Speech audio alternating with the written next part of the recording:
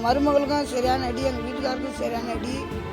எங்கள் மண்டை ரொம்ப எப்படி சொல்றதுன்னு தெரியல. கூட்டு போயிடுச்சு, நம்ம அனாதை ஆயிட்டோன்னு. ஏன்னா ஒரு சூழ்நிலை இல்லாம தூக்கின்னு வந்தாங்க. எனக்கு தெரிஞ்சு நான் பிறந்ததுலேருந்து அங்கே தான் இருக்கிறோம். எனக்கு தெரியும், நான் பிறக்கிறதுக்கு முன்னாடியே கட்டின பில்டிங் அது. மணி 9:30 மணி இருக்கும். எங்கள் மருமக சமைச்சிக்கினே இருந்தா. எங்கள் வீட்டில் இருக்கிறவர் பாத்ரூம் போகிறேன்னு அப்போ தான் ஒரு 5 நிமிஷம் கூட இல்லை என்கிட்ட பேசிக்கினே பாத்ரூம் போனார். ஒரே ஒரு செகண்டு கூட இல்லை, அப்படியே ஓடி விழுந்து 2 பேரும் உள்ளே மாட்டிக்கினாங்க. எங்கள் மருமகளுக்கும் சரியான அடி, எங்கள் வீட்டுக்காருக்கும் சரியான அடி.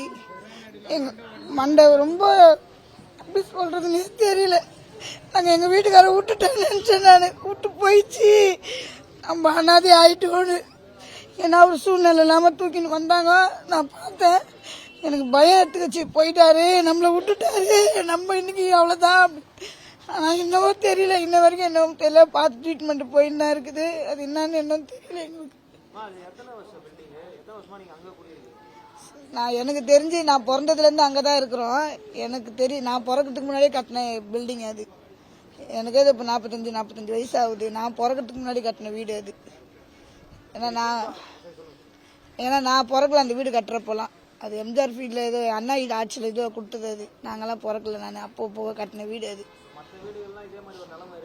ஆமாம், ஒரு நேரத்தில் விழும். எங்கள் வீட்டு வெளியவே ஒரு வாட்டி விழுந்தது. எங்கள் பேரை ஒரு செகண்ட்ல மிஸ் ஆனா.